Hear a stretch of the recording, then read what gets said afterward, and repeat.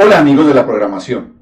En el video de hoy vamos a ver cómo se hace la navegabilidad de nuestra aplicación, es decir, cómo se va pasando de una pantalla a otra. Estemos hablando de una página web o de una aplicación de escritorio o de una aplicación móvil. No olviden suscribirse al canal, darle like si les gusta el video y activar la campanita de notificaciones. Bienvenidos.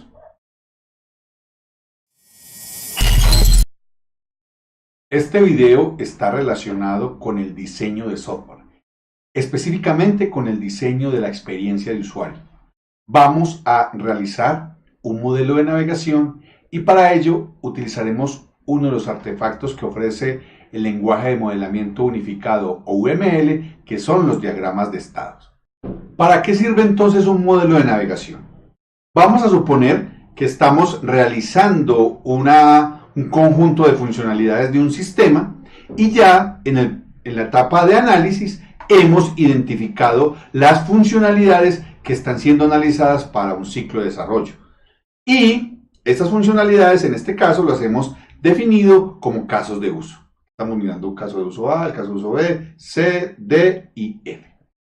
Además, hemos utilizado la estrategia o la técnica mejor de utilizar mockups por cada caso de uso. Estos dos artefactos los hemos utilizado en el análisis, pero sabemos que los casos de uso o las funcionalidades no necesariamente están relacionadas unas con otras en un orden lógico.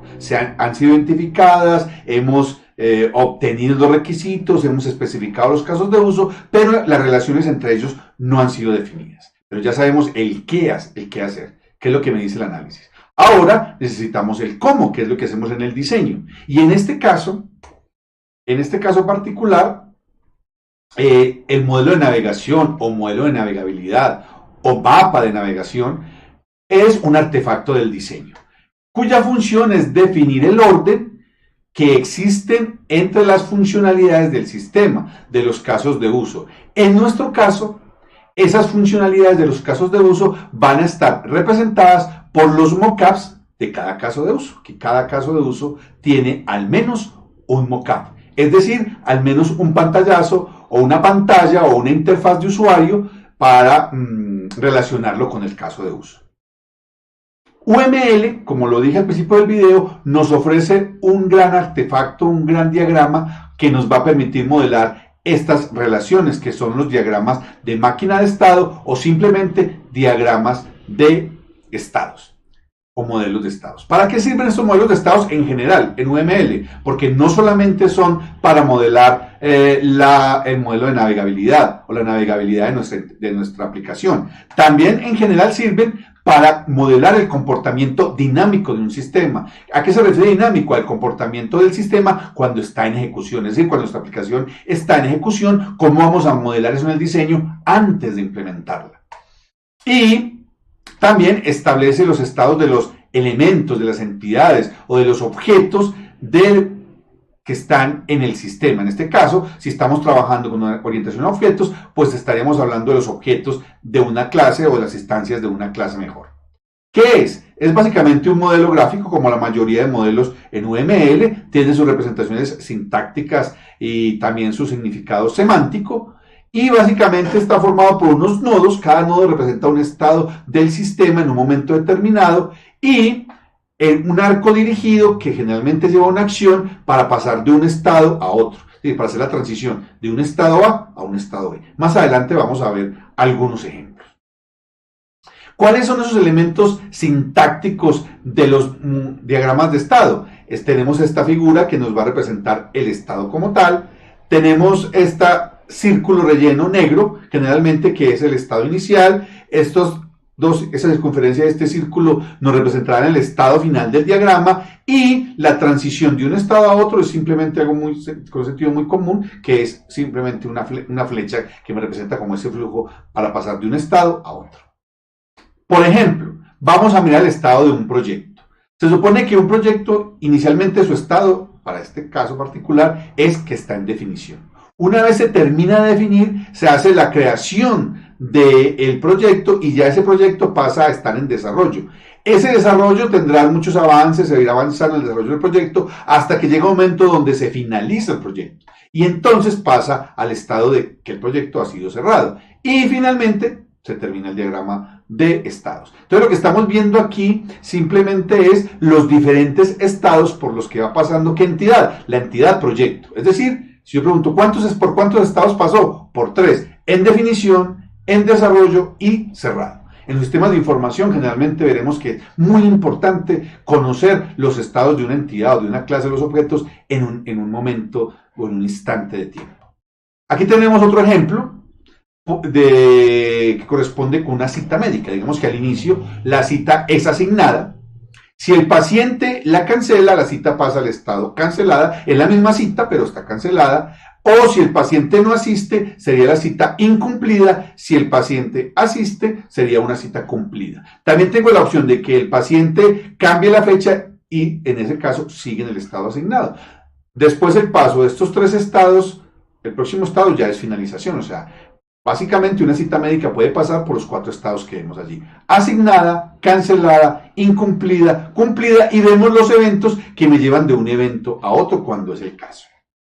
Entonces, los modelos de navegación y los diagramas de estado hacen una buena pareja para ayudarnos a representar la navegabilidad.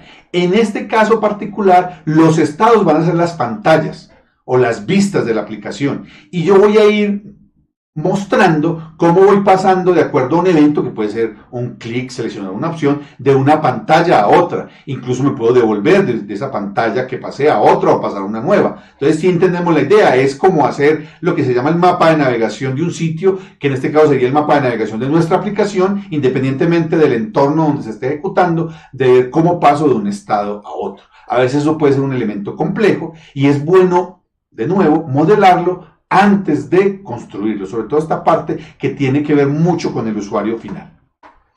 ¿Cómo se hace? Pues yo parto de los mockups, si no, pues debo hacer esos mockups o esas pantallas, esos prototipos de pantalla que representan los casos de uso o las funcionalidades del sistema.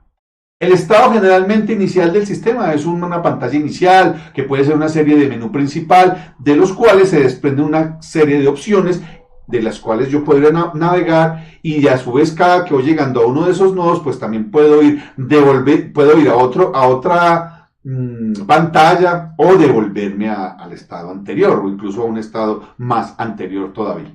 Cada opción representa un evento que puede llevar a otra pantalla. Generalmente la opción es un clic, un enter, un escape, alguna tecla en particular, una tecla de funcionalidad que me llevará a una pantalla en particular.